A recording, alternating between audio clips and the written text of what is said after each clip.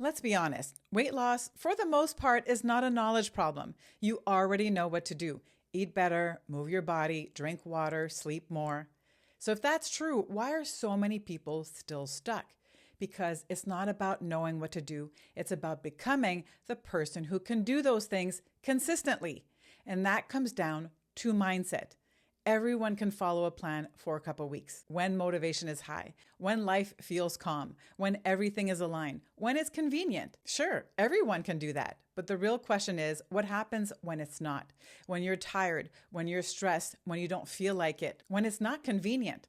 That's where most people fall off. And it's not because they don't know what to do. It's because they don't have the mindset that supports consistent action. And this is exactly why most women stay stuck in a cycle of starting, stopping, and starting again. It's not a willpower issue, and it's not just a discipline issue. It's a brain issue. So let's break that down. Your brain is wired in a way that's going to either support your goals or keep you exactly where you are.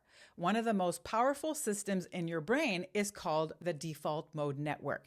This is basically your identity center. This is the part of your brain that tells you who you are through a bunch of thoughts you believe about yourself and what you believe to be true about the world lives. That voice is going to say things like, I can never stick to anything, I always fail, I never get it right, I don't deserve this, what's the point, it never lasts, I'm just not that kind of person, I'll never look like that, it's too late for me, I'm too old, it's my hormones, I'm too tired, I'm too busy, I always mess up eventually, I'll start again on Monday, I just need to be more motivated, and so on.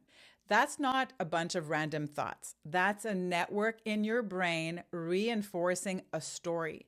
And here's the problem. The job of the default mode network is not to make you successful. It's to keep you consistent with who you believe you are. So if your identity is rooted in I always fall off or nothing ever works for me, your brain will look for proof of that. It will literally filter your reality to confirm that belief. Now let's talk about something people call manifesting, but without the woo-woo.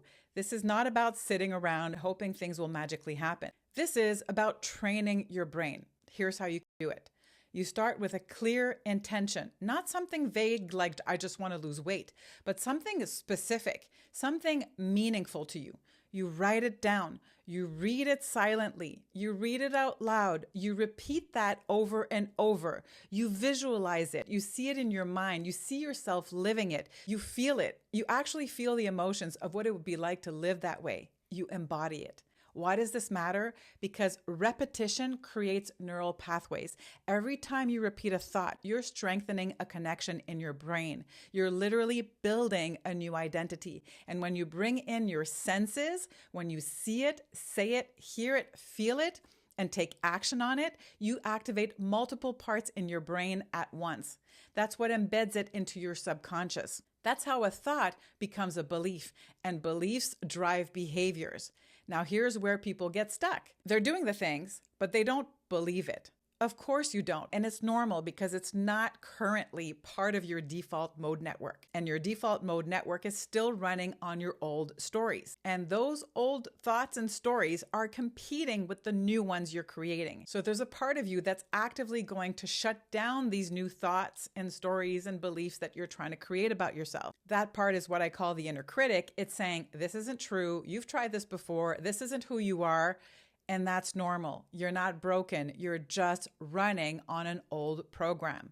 But here's the good news. You can lay down a new track. Every time you repeat a new thought, you strengthen it. Every time you take action in alignment with it, you reinforce it even more. And slowly that becomes your new normal. Now let's layer in another piece. Your brain also has something called the salience network. Its job is to decide what matters, what deserves your full attention. If your goal feels optional, your brain is going to ignore it. If it's something you kind of want but don't prioritize, your brain doesn't lock onto it. But when you make what you want clear, when you repeat it, when you connect emotions to it, your brain goes, this is important, and it locks in. Your attention shifts towards that. And when your attention shifts, everything changes because now instead of focusing on limitations, your brain starts looking for possibilities, solutions, ways to make it work. And that's when your action system, so your task positive network, kicks in. That's the part of your brain responsible for doing, for executing, for following through. But it only activates when your attention is in the right place. So if your thoughts are constantly, I'm too tired, I'm too busy, this is too hard, I'll start again on Monday, you never fully activate that system. And that's why the behaviors are short-lived. You stay stuck in thinking about it instead of doing. And this is the loop most people are in. They know what to do, but their identity is trying to convince them that they can't. Their focus is on the limitations. Their brain doesn't see the goal as important enough, so they don't take consistent action. And that is why they stay stuck. So what's the solution? It's not doing more. It's not being more extreme. It's not more restriction. It's not chasing another plan. It's training your brain. It's shifting your identity. It's deciding who you want to be and reinforcing that daily. And most importantly, it's starting small, because confidence doesn't come from doing everything perfectly. It comes from small wins, stacking up evidence that you are someone who does what she says she's going to do. This is exactly why consistency matters more than perfection, because we all agree perfection's unsustainable. But consistency, that's what rewires your brain. That's what builds identity. That's what creates real lasting change. This is why I always say check your eyeballs. Where are your eyeballs pointing? If your eyeballs are focused on all the reasons why this won't work, on your past failures, on why this doesn't or can't work for you, you will see more of that because your brain is tracking for it. But if your eyeballs are focused on your why, on your intention, on who you are becoming, your brain starts tracking for that instead. And that shift is everything.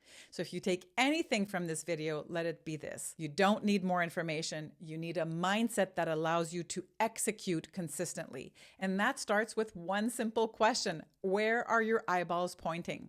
Because whatever you focus on, your brain will find more of it.